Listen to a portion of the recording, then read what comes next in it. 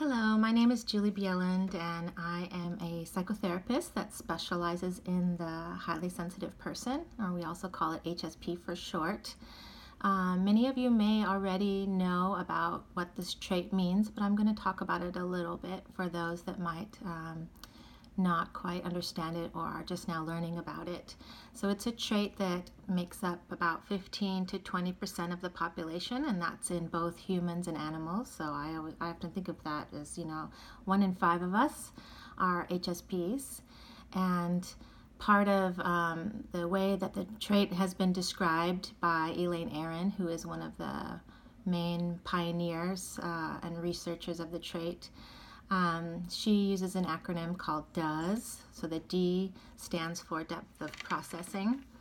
We tend to process very deeply as HSPs. It's almost, I sometimes describe it as a non-HSP may take in, say, 3 tubes of information kind of going into the brain, and an HSP may take in 50 or more. So we're taking in a lot of information around us, a lot of subtle details that non-HSPs are not taking in. This leads us to the O out of the DOES acronym, and that stands for overstimulation. So obviously if we're taking in a lot of information, we're also being overstimulated. And the E stands for empathy and emotional reactivity. And that all of us who are HSPs can understand what that is, that we do tend to feel things very deeply, where it's part of our nature to take in and actually mirror the experiences of those around us. We can literally absorb the energy of people that are around us. So, for example, being in crowds, we might be absorbing a lot of emotions of other people, in fact. And there's a brain mirror neuron system that is part of that makes that happen. The S is about sensing subtleties. We can literally read subtle expressions of, for example, of facial expressions that 80% of the population misses. That's a pretty extraordinary experience. And a lot of HSPs I worked with in the past don't even realize that the rest of the majority of 80% don't even experience that. So that impacts us in lots of different ways, where we sort of have a knowing, a deeper sense of knowing of what's going on around us, or reading people, for example. There are certainly positive and negatives to this trait that we experience. I really like to spend a lot of time focusing on the positives, because I think it's important to know that we have those. It's just that a lot of times I kind of consider it that we're sort of covered underneath the chaos that can go inside of us, because we have these highly in tune, overstimulated nervous systems, for example, that we can experience a lot of high stress and a lot of high anxiety. That's something that comes through a lot.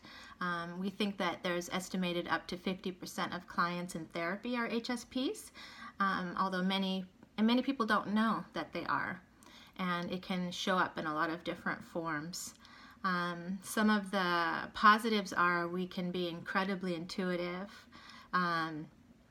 very kind and compassionate. It's an interesting thing. Part of one of the first projects I have a book called Brain Training for the Highly Sensitive Person, Techniques to Reduce Anxiety and Overwhelming Emotions. And that book is also part of an online course that I developed for HSPs to move through that 8-week program together. And we learn all about the brain and the differences and how to calm what is often an overly activated nervous system. So in fact, we have highly overactive limbic systems in our brain, and that's part of one of our biggest challenges is as HSPs is experiencing what is considered very reactive nervous systems. So that comes up in lots of different forms, and one of them being that we can end up in that fight, flight, freeze mode a lot, which I kind of consider, if we have 2 parts of the brain, we've got the emotional brain, we've got the cognitive brain. And the emotional brain is the one that lights up and gets activated when we're experiencing that, the adrenaline rush of a racing heart, for example. That means our brain has sent a signal to release adrenaline, for example. And once that system, the limbic system, is activated, often the cognitive system goes to sleep.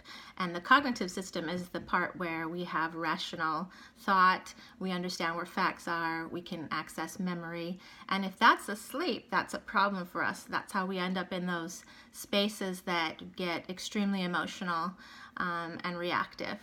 So there are specific methods to wake that cognitive system back on, and that's part of what my book and course talks about. And I think it is such an important piece to understand as an HSP. It is the difference between thriving or living in a life where we are sort of constantly activated and reactionary and very sensitive. So there are methods that we can use that literally grow new brain sprouts, for example, of the neural networks, and those allow for a pause and reflect system. So that's the difference between we experience something that's, say, very emotional for us.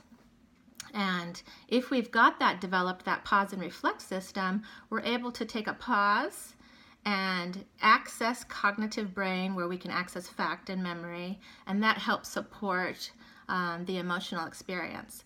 If we don't have that developed, which most of us don't, in fact, because we've never really been taught that for the most part, then we tend to go directly into emotional activation where we can't access. So that's the factual parts of our brain. And that's why afterwards we can often experience a lot of shame for reaction. I call it kind of the HSP hole, where we end up in this spiral of shame. And there's a lot of, being able to work in my course online has allowed me to work globally with HSPs all over the world.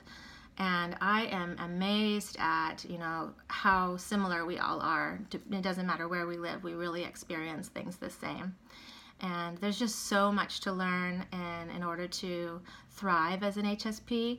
And I really encourage people to learn the methods that are available, because it's really worth it and you deserve it. You're needed in the world.